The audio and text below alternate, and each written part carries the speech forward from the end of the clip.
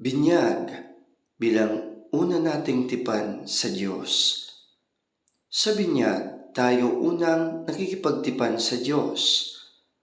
Ang binyag ay mayroong dalawang bahagi, binyag ng tubig at binyag ng Espiritu.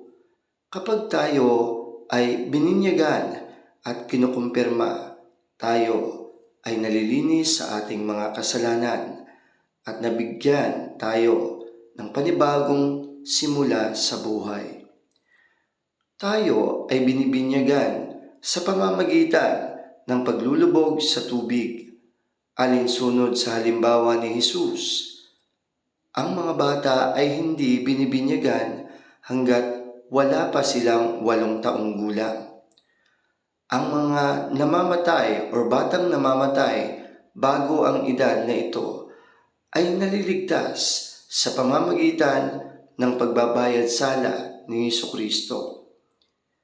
Tinatanggap natin ang sakramento bawat linggo bilang pag-alaala sa sakripisyo ni Jesus at para panibaguhin ang ating mga tipan sa Diyos.